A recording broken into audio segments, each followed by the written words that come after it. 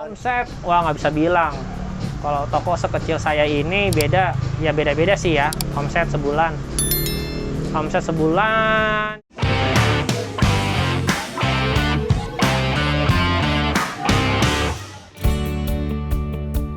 Assalamualaikum para calon pengusaha. Masih bersama saya Doni Bahar di channel yang sama, Peluang Usaha. Channel membahas putar UMKM. Oke, kali ini kita akan membahas UMKM di saat pandemi ini malah meroket ke atas. Ke atas. Apa ya, coba UMKM apa ya? Banyak sih UMKM yang meroket ke atas pada saat pandemi. Salah satunya ini nih. Mau tahu? Ikuti saya.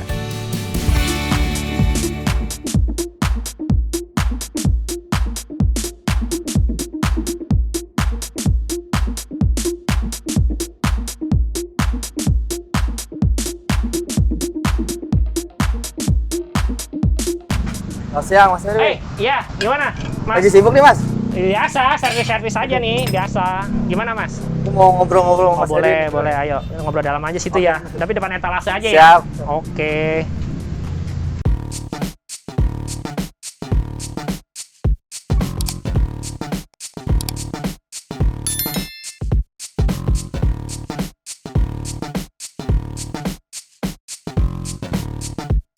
Mas Erwin, Iya.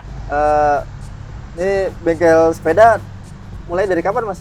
Kalau saya buka bengkel sepeda ini 2011. 2011 ya, Mas? Ya, 2011. 2011 bulan Februari deh. Kok pengen gitu jadi pengusaha sepeda begini, Mas? Nah, ini panjang juga ceritanya. Dulu emang saya suka sepeda itu dari SMP sudah suka. Oh, gitu. Begitu lulus sekolah tahun 2004 SMA, saya nggak kuliah, ngelatih futsal. Habis itu Futsal. Tuhan kasih jalan saya ke Australia kan. 2007 ke Australia sampai 2011. Karena saya di Australia juga mainnya fiksi. Kan range tahun 2009 sampai 2011 tuh lagi rame tuh fiksi ya. Fiksi, iya betul. Fiksi. Tuh fiksi lagi rame. Terus saya visa sekolah saya udah mau habis. Nah, terus pas mau habis istri saya tanya. Istri tanya mau usaha apa kalau pulang? Oh, Karena hobinya sepeda, ya sepeda saja. Langsung sepeda. Begitu pulang langsung buka, nggak ada break-breaknya, langsung cari barang, langsung buka.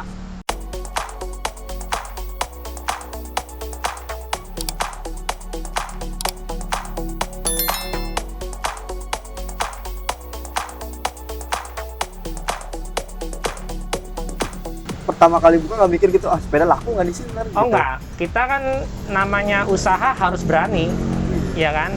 Yang kita usaha gimana ya, susah bilang sih ya, itu resiko, lo harus berani ambil resiko. Kita jangan mau ambil senangnya doang, senangnya dalam arti laku terus. Tapi pada saat sepinya kita nggak mau ambil, susah juga kayak gitu kan. Karena kita udah di sana jadi karyawan 4 tahun, di Australia kerja banting tulang, ya di Indonesia ya pengennya usaha. Dalam usaha bapak saya bilang, bapak saya kan baru meninggal tuh. Bilang selama usaha yang harus dihindarin tuh apa? Main judi nggak boleh. Apalagi kalau udah berumah tangga, main cewek nggak boleh. Itu pasti bikin lu hancur. Betul. Itu nggak boleh udah. Lu nggak boleh, apalagi judi itu kan dilarang, nggak boleh. Jadi nanti modal bisa keseret kan. Iya. Nah, itu aja sih. Oh, gitu. Iya.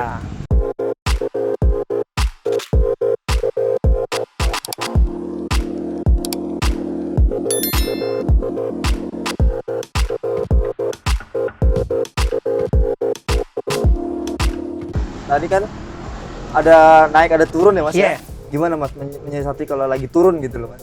Gini kan, kita waktu lagi rame, kita ada margin harga. Jualannya kita jangan jual seenaknya aja. Kalau sekarang nih, repotnya online kan. Jual mau untung berapa aja, penting barang keluar. Iya. Tapi pada saat lagi sepi, kita nggak punya cadangan. Iya. Ya kan, benar ya, nggak punya cadangan lagi. Kenapa? Kita ikutin aja dari importirnya, dari distributornya, harga margin segini, harga tinggi lah. Head tertinggi berapa, head terendah berapa. Kita nggak boleh matiin usaha orang lain juga. Iya. Bener sih, kita laku, kita jual paling murah, cuma untung 5.000, 10.000. Tapi pada saat kita udah nggak punya stok, dan mereka yang punya barang laku pasti, nggak mungkin nggak laku, pasti laku karena kita udah habis stok kita. Iya. Di gudang udah habis. Makanya kita sesama pedagang sepeda sebenarnya yang punya toko ya, yang punya toko itu nggak bisa banting-banting harga karena dari pusat juga kan dipantau. Masih standarnya Iya, segini, ada gitu ya. standarnya dan kita apalagi kan sewa tempat, ada pegawai itu diperhitungin semua tuh. Ya pasti masih ada lebihnya sih. Iya. Kita juga buat memperluas kayak gimana kan. Nah, mensiasatinya seperti itu, jangan jual terlalu mahal juga nggak boleh. Apalagi nipu, harga nipu tuh kasihan tuh. Oh, mentang-mentang nih customernya baru nih, nggak bisa dibohong-bohongin nih, ditipu. Itu saya paling anti, nggak mau. Bikin customer kapok gitu ya. Kapok, pasti kapok. Nggak mau datang, nanti dia tanya sama tetangganya nih, jangan toko itu. Nanti dia temannya itu, tetangganya itu cerita lagi ke tetangganya, udah bikin lingkaran, jadinya jelek namanya. Iya, jadi untung boleh, untung wajar, untungnya. Ya kan, ya udah itu aja sih. Kalau sepi, siasatinnya gimana ya bikin kita rame. Saya jarang banting harga, jarang kalau lagi sepi itu banting harga jarang. Saya selalu percaya Tuhan itu pasti takaran rezeki kita udah ditakar. Bener nggak Mas? Bener, bro. Jadi kalau hari ini rezekinya segini ya udah. Lu Iya. mau banting tulang sampai itu, kalau rezeki lu cuma segitu ya udah. Iya. Ya, saya Nggak bisa soalnya kita melar-melarin ya. nggak bisa. Jadi kita Tuhan udah atur lah. Jadi kita percaya semua Tuhan udah atur rezeki kita, berkat kita udah diatur.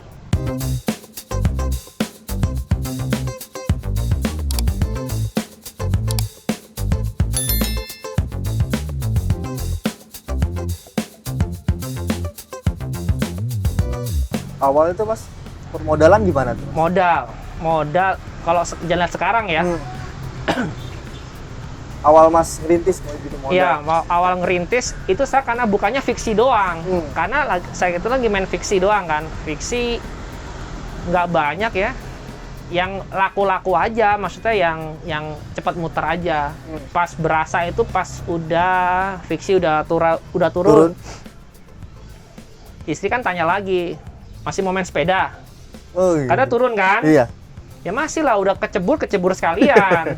Udah tahu enaknya, pasti nantinya akan enak lagi. Nah, betul. jadi kita perlahan-lahan tuh beli lengkapin spare part sepeda anak kecil. Bukan sebelumnya nggak berarti nggak melayani ya, Iya. kita melayani. Orang servis datang kita layani. Cuman pada saat itu kita nggak menjual sepeda anak kecil, hanya fiksi aja.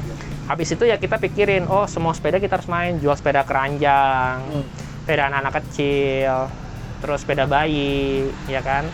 Habis itu sepeda dewasa, sepeda MTB, semuanya. Sekarang kan banyak banget ya. Nah, karena saya modalnya semua sendiri, seingat saya belum pernah minjem untuk pengembangan modal toko saya dengan di bank tuh belum pernah.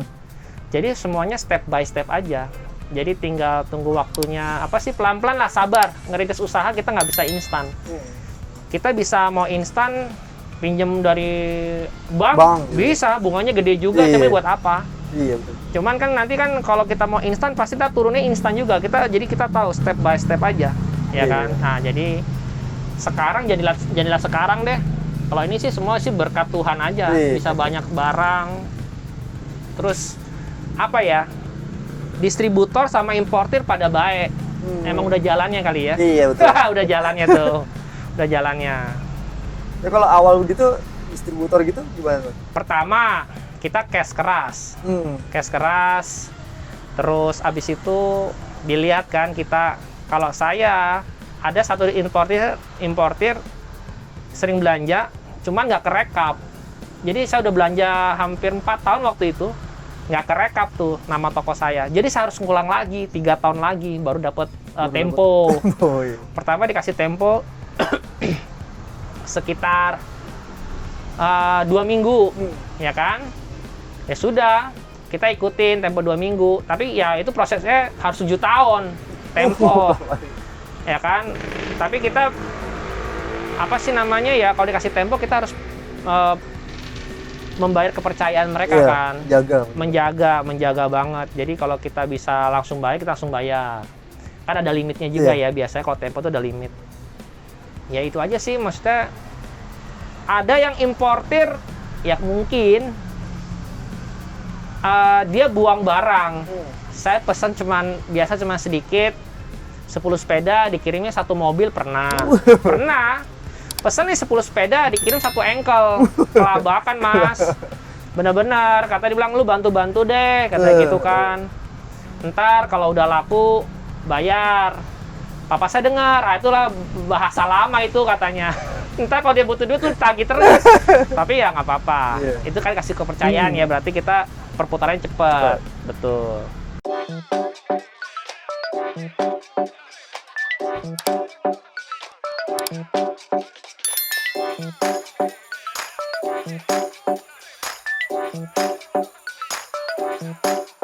Kan pada saat pandemi ya Mas, Ya, usaha yang lain tuh drop banget. drop. Usaha sepeda ini gimana nih? Kalau teman-teman sepeda sih, Pak, semua toko-toko sepeda pasti sepakat sih ya. Kita nggak ada yang tahu. Nggak ada yang tahu bener-bener kenapa cuma sepeda yang naik. Iya. Karena orang kan jenuh. Saya pikirnya kenapa sepeda naik, orang jenuh di rumah. Ya. Ke mall pertama kan nggak boleh buka Nggak ya boleh mall ya. buka. Jadi mau gimana ya, olahraga nggak ada. Jadi ya mereka semua naik sepeda.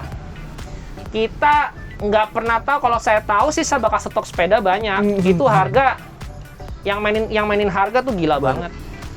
Nah, melambungnya tinggi banget. Jadi ya gimana, kemarin sih sepeda cukup lumayan meningkat dari bulan apa ya kemarin ya? Awal Maret ya, Pak? Maret sampai akhir tahun deh. Novemberan tuh masih oke. Ini ya. Harga mulai turun November akhir deh tuh sampai sekarang. Udah normal. Sekarang normal. Normal. Harga normal. Udah nggak ada harga gorengan lagi. Udah nggak ada harga gorengan.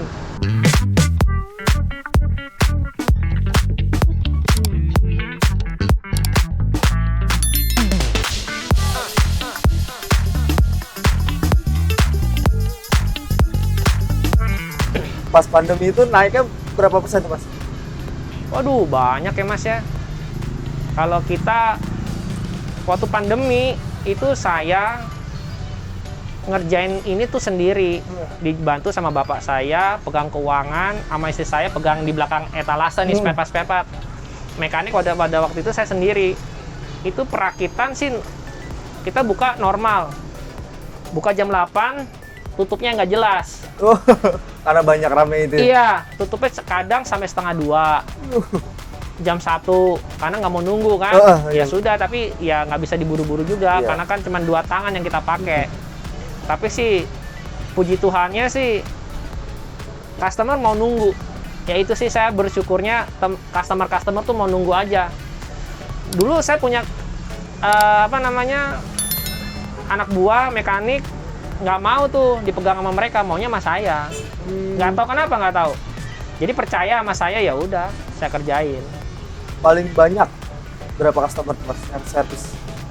Waktu pandemi di atas yang servis ya. Servis itu di atas 20-30 ada yang servis. Makanya waktu itu sampai saya tulis di sini tidak terima servis lagi. Numpuk. Ya kan? Daripada nggak kepegang gitu Mas ya. Takutnya begitu. Ada yang sampai nginep di sini 3 hari, 4 hari. Belum kepegang juga. Belum kepegang. Karena kan kita bilang ada, Pak, ini paling berapa hari kita bisa selesaiin karena antreannya masih panjang. Iya. Ya kan? Karena kita nggak mau asal ngerjain. Udah nggak mau asal ngerjain gampang. Oh ini nih, udah beres, udahlah dikit aja udah. Iya. Nah, ntar dia datang lagi kita nggak enak. Iya. Kok masalahnya belum kelar? Gitu aja sih Mas. Paling sedikit. Waduh, kalau pas pandemi paling sedikit susah bilang juga ya. Sebelum pandemi. Pandemi ya kayak ini nih sekarang nih, lagi santai nih. Ya kayak gini. Cuma sih biasa sih kalau dulu waktu sepi-sepinya nih, waktu sepi-sepinya di tahun 2000 berapa ya, 15, 16 itu cuman orang mompa sepeda doang. Mompa sepeda ngalamin juga, jadi nggak kaget banget deh mau ini. Jadi kita udah ngalamin fasenya. Oh, iya. Cuman pas pandemi sama kemarin semuanya memang pada naik sepeda.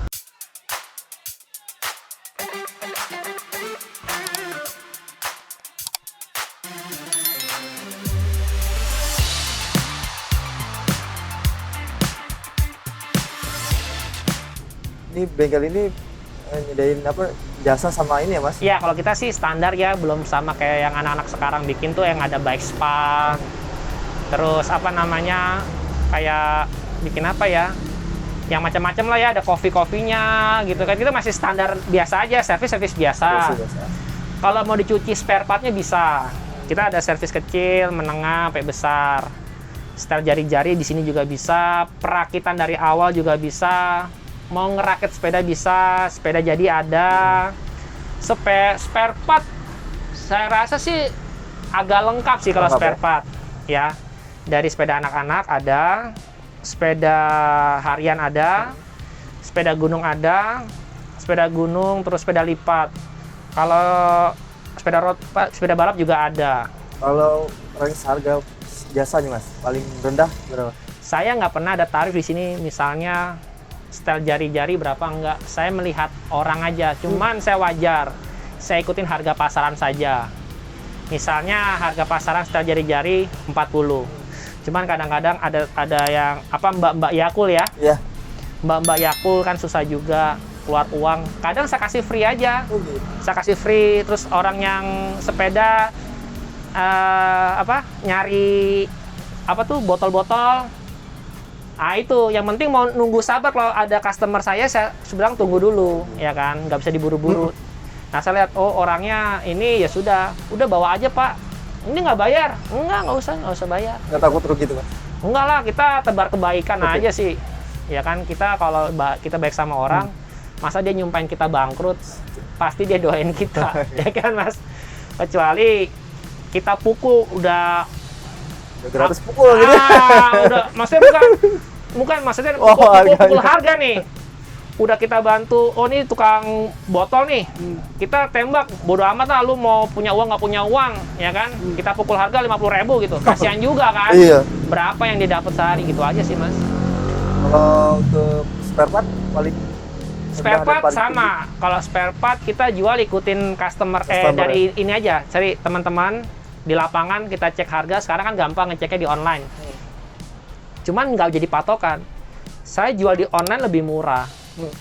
Saya jual di offline lebih mahal. Paling mahal beda 15.000, 10.000. Oh, gitu. Kenapa? Karena kalau di online kan mereka nggak lihat barang. Ya. Terus kalau di sini kan dia bisa lihat barang. Barang. Kadang kita nggak bisa lagi rame online, kita nggak bisa seleksi satu-satu barangnya bagus apa enggak. Maksudnya ada lecetnya kayak gimana Kak? Kita kirim kecil ya. ya. Sekarang kan term and condition di online itu kan pada saat buka barang mau komplain dia harus unboxingnya itu harus divideokan. Video. Kalau mereka di sini kan, oh ini cocok, Mas ini ada lecet Mas, ya kita ada stok lagi, Yes. kita cari yang bagus, ya kan, itu aja sih. Sama kita selalu, kalau toko saya selalu perhatikan dari importir, head margin tertingginya berapa, Oh, terendahnya terendahnya berapa. berapa, Jadi ya. kita nggak bisa laku sendirian di bawah gitu loh. Jadi enak aja. Kalau untuk pandemi kemarin kan kebanyakan tuh sepeda custom tuh Mas. Custom. Iya, kalau yang customer yang kesini banyak kan yang custom atau yang beli jadi? Kebanyakan saya selalu gini tanya, budgetnya berapa? Oh dia saya cuma buat sepedahan doang di rumahan, ya kan? Ya udah pilih yang udah ada aja. Tapi anak-anak muda biasanya mau bagus-bagus sekalian. Iya. Emang sih sepeda yang udah jadian dari pabrik sama rakitan beda. Beda ya. Kalau rakitan kita puas pilih spare partnya apa. Dia kan juga ada rekomendasi. Iya. Nanti lu pakai part yang ini, nah itu emang sih lebih bagus dibanding pabrikan ya.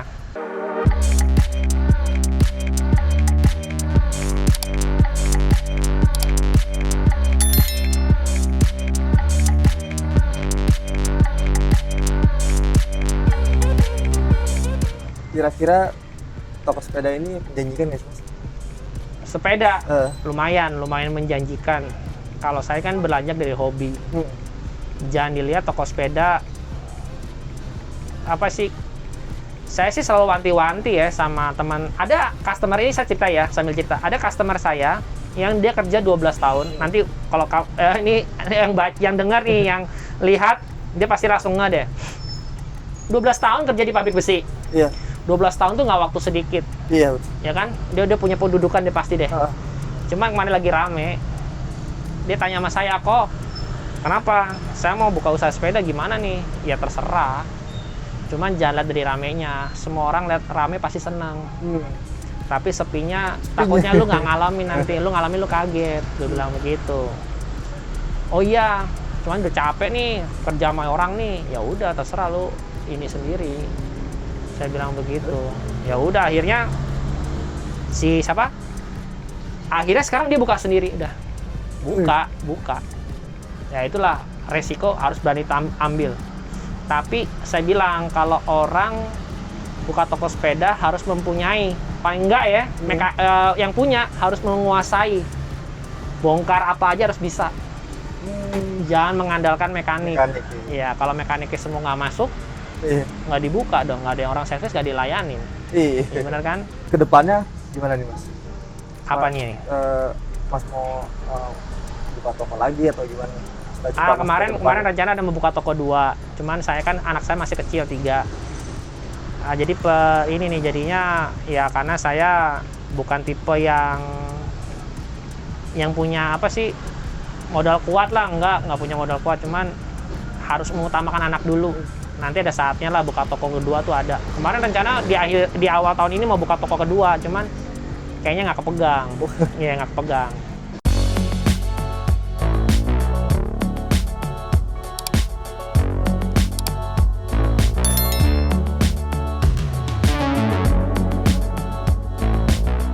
Kalau Omset, wah nggak bisa bilang.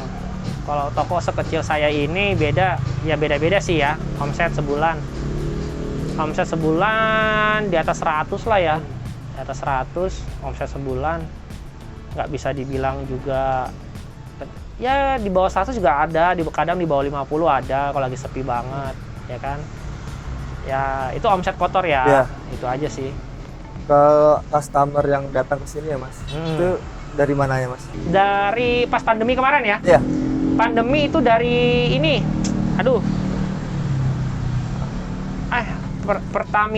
Pertamina Balongan, mana tuh Indramayu ya? Jauh dari Indramayu Balongan tuh jauh banget. Dia datang ke sini karena temannya ada di sini, bilang toko sepeda di mana nih Jakarta, karena di daerah sana nggak ada katanya, nggak ada yang bagus. Nah dia naik mobil dari sana jam 3 pagi, nyampe sini kita belum buka. Dia tidur di mobil, tinggal di parkiran. Ya itu yang paling jauh. Terus kalau daerah-daerah Jabodetabek sini sih banyak yang dari BSD ada ke sini. Bintaro ada kemarin beberapa ya, Bintaro. Jauh-jauh sih Mas, biasanya dari mulut ke mulut. Teman kerja, terus teman goes kasih ini, oh di sini nih bagus nih pelayanannya nih, gitu aja. Cuman ada juga yang bilang pelayanan saya kurang bagus, karena mungkin bukan dibilang sombong, karena SDM-nya sedikit. Betul. Nggak kepegang jadi nggak kepegang, ya? Bukan berarti sombong. Bukan. Kalau online Mas? Kenapa? Paling jauh? Online ke Papua. Ya Papua, kirim sepeda ke Papua. Sepeda tuh ya? Iya sepeda lumayan mahal tuh. Ongkosnya sama harga sepeda hampir sama harganya. Hampir sama. Dia kemarin beli sepeda gunung, harganya lumayan ongkosnya. Hampir 2 jutaan. Harga sepeda 3 jutaan. Nggak masuk akal jadinya.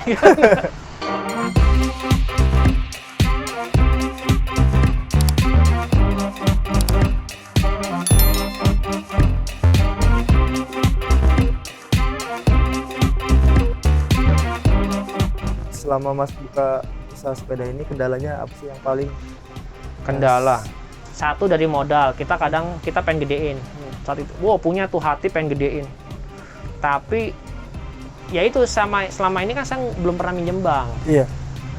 Mau gedein, terus ada barang-barang yang lagi di sell, kita lagi nggak pegang uang tunai, banyak di barang mati, ya kan? Masih ada di barang gitu duitnya. Yang mau nggak mau, ya itu pergolakan sih. Ya sudah, berarti belum waktunya dapat untung di situ. Ya sudah, nggak apa-apa. Begitu aja. Kendalanya itu kadang modal. Terus kalau tempat kurang gede, jadi saya nggak bisa showcase banyak sepeda. Kalau rakitan sepeda mahal, ya bisa ngerakit. Kayak kemarin ada sepeda balap trek Madon, saya rakit. Karena dia bilang customer di Kelapa Gading 4 hari ngerakitin. Kemarin saya cuma 4 jam. 4 jam doang. Ya sudah. Selisihnya jauh ya Mas? Nah, meskipun saya ada customer yang lain, karena dia udah langganan, dia tanya sama saya, bisa ngerakitin trek Madon nggak? Dari awal katanya. Oh ya udah, saya bilang bisa, gampang, saya bilang gitu kan. Pernah ngerakit nggak? Dia bilang belum pernah. Masalahnya kan gitu, kita bilang mudah pasti jalannya mudah. Kita bilang susah, jadinya susah. Nah itu udah pasti psikologi. Ya kita harus bilang gampang. Kalau sukanya apa Mas? Sukanya, ya suka kalau rame Mas. Suka kalau rame dah. Suka terus ketemu misalnya orang-orang nih kan, kita kan random nih, customer saya random.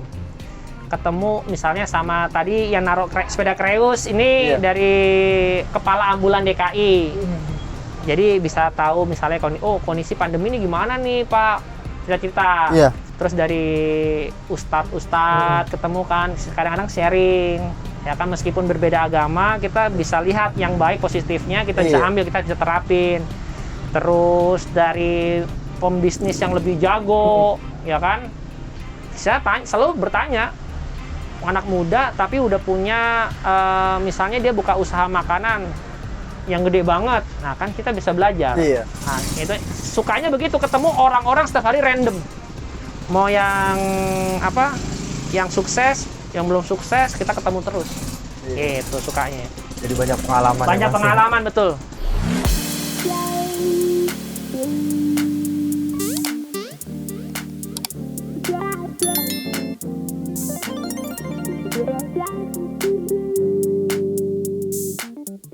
Pasti boleh Mas minta tipsnya, tips buat ini buat apa nih? Subscriber yang mau buka usaha gitu. Oh, kalau mau buka usaha sepeda Khususnya dan secara umum apa aja ini?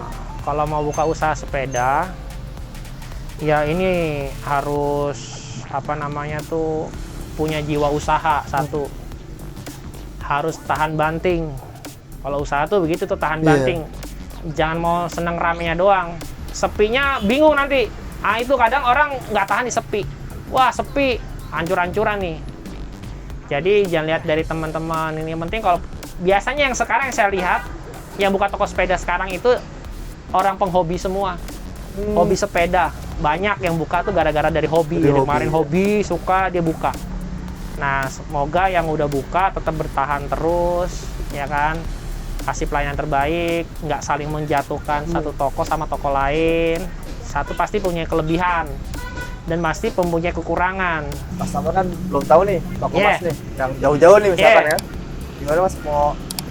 Ya teman-teman kalau mau datang ke toko sepeda saya, bisa cari di Google Map, namanya Toko Sepeda Sumber Berkat. Letaknya di Jalan Irigasi, ujung Menteng Cakung ya, dekat perumahan Medland Cakung. Yang paling dekat lagi cari SDN 01 Ujung Menteng. Nah, kalau di sini emang rada susah parkiran mobil. Parkiran mobil bisa parkir di pospol.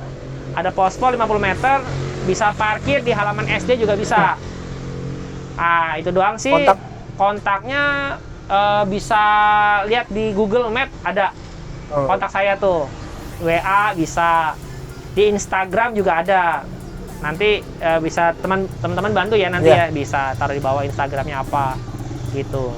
Kita selalu buka dari jam 8 pagi. Untuk pandemi ini kita buka dari jam 8 pagi. Bukanya sih normal jam 8. Tutupnya yang kita perlambat. Kemarin biasa tutup jam 9, sekarang kita tutup jam 6. Jam 6 karena himbauan pemerintah kan ya mengurangi lah.